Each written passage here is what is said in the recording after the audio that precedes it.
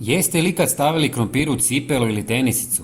Većina ljudi ga vidi samo kao hranu, ali krije nekoliko iznenađujućih trikova koji mogu uštedjeti vrijeme, novac i živce.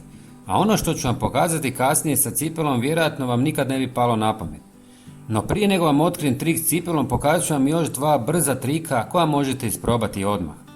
Prvi je nešto što će posebno dobro doći svima koji nose naočale. Uzmite običan sirovi krumpir, prerežite ga na pola i lagano prijeđite po staklima. Zatim uzmite meku krpu i prebrišite. Ono što ostane na površini stvara tanki sloj koji sprječava zamagljivanje. Posebno je korisno zimi ili kad ulazite iz hladnog u toplo. Razlika je primjetna odmah. Drugi trik odnosi se na staklo u kući, prozore, ogledala, čak i staklene stolove. Opet koristite polovicu krumpira i njome lagano prijeđite po površini. Nakon toga prebrišite suhom krpom.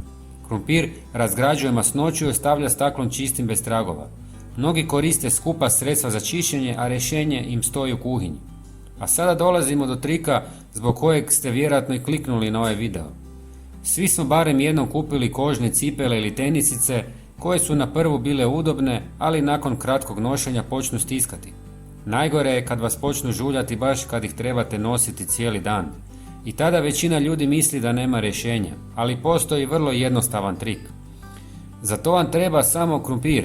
Ogulite ga ako je potrebno i stavite 1 ili 2 komada u cipelu, ovisno o veličini. Bitno je da ispuni prostor iznutra i lagano pritišće materijal.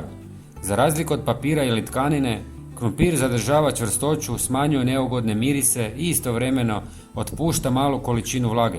Taj spoj pritiska i vlage postupno omekšava unutrašnjost obuće i pomaže da se lagano proširi. Ostavite tako preko noći, a već sljedeći dan razlika se može osjetiti.